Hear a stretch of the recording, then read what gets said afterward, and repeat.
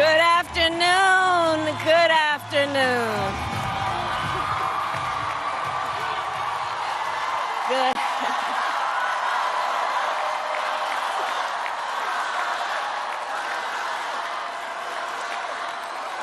Good afternoon, everyone. Good afternoon. Good afternoon. Good afternoon. Thank you all. Thank you, thank you. Thank you, thank you. So let me say, and I love you back, and I love you back. So let me say, my heart is full today. My heart is full today, full of gratitude for the trust you have placed in me, full of love for our country, and full of resolve. The outcome of this election is not what we wanted, not what we fought for, not what we voted for, but hear me when I say, the light of America's promise will always burn bright. As long as we never give up, and as long as we keep fighting.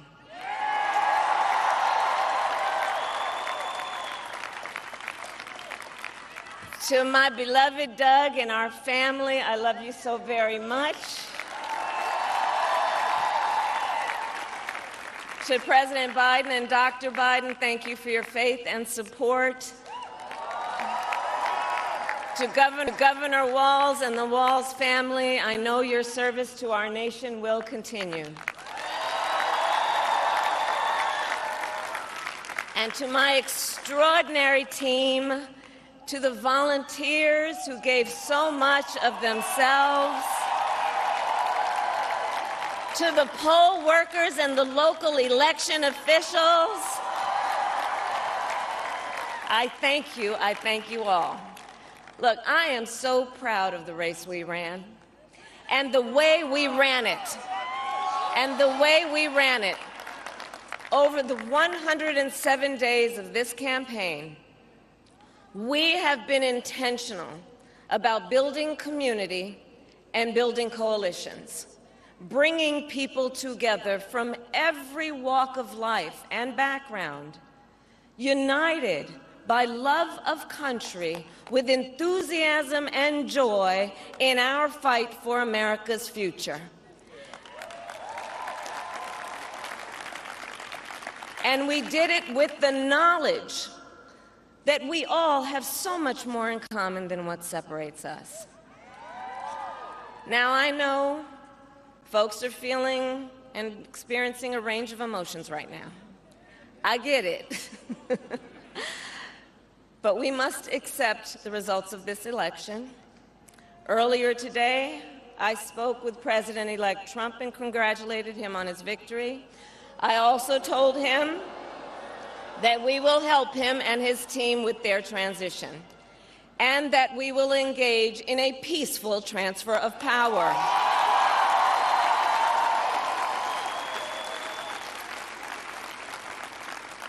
A fundamental principle of American democracy is that when we lose an election, we accept the results. That principle, as much as any other, distinguishes democracy from monarchy or tyranny. And anyone who seeks the public trust must honor it. At the same time, in our nation, we owe loyalty not to a president or a party, but to the Constitution of the United States.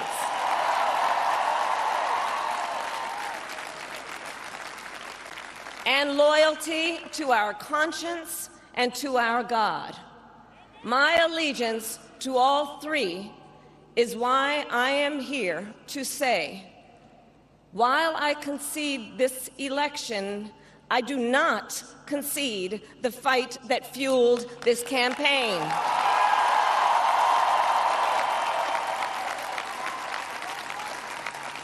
The fight for freedom, for opportunity, for fairness, and the dignity of all people. A fight for the ideals at the heart of our nation, the ideals that reflect America at our best. That is a fight I will never give up.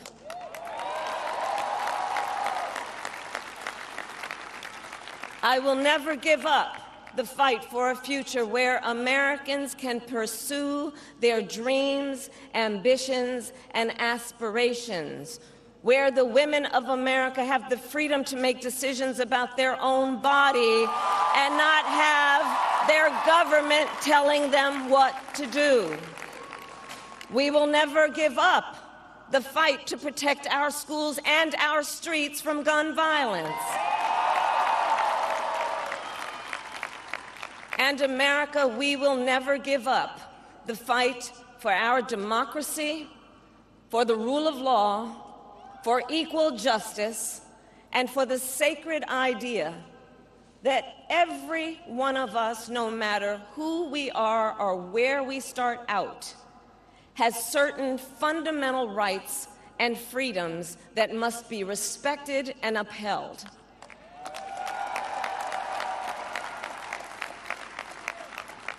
And we will continue to wage this fight in the voting booth, in the courts, and in the public square.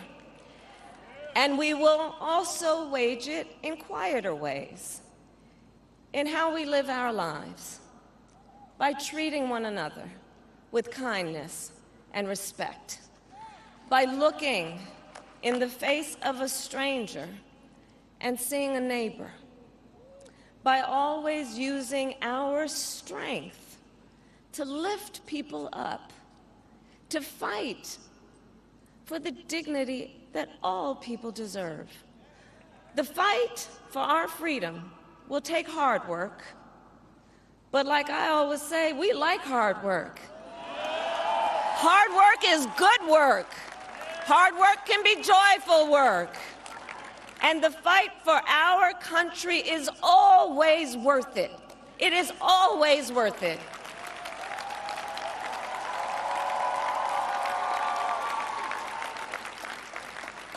To the young people who are watching, it is, I love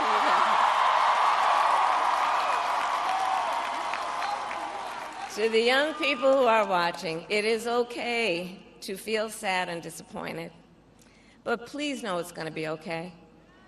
On the campaign, I would often say, when we fight, we win. But here's the thing. Sometimes the fight takes a while. That doesn't mean we won't win. That doesn't mean we won't win. The important thing is don't ever give up. Don't ever give up. Don't ever stop trying to make the world a better place. You have power. You have power.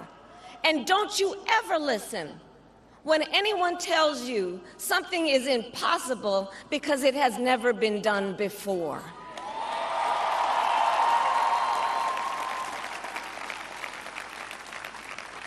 You have the capacity to do extraordinary good in the world. And so to everyone who is watching, do not despair. This is not a time to throw up our hands. This is a time to roll up our sleeves. This is a time to organize, to mobilize, and to stay engaged for the sake of freedom and justice and the future that we all know we can build together.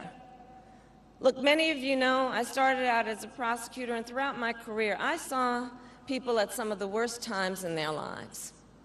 People who had suffered great harm and great pain, and yet found within themselves the strength and the courage and the resolve to take the stand, to take a stand, to fight for justice, to fight for themselves, to fight for others. So let their courage be our inspiration. Let their determination be our charge. And I'll close with this. There's an adage an historian once called a law of history, true of every society across the ages. The adage is, only when it is dark enough can you see the stars. I know many people feel like we are entering a dark time, but for the benefit of us all, I hope that is not the case. But here's the thing, America, if it is, let us fill the sky with the light of a brilliant, brilliant billion of stars. The light of optimism, of faith, of truth, and service.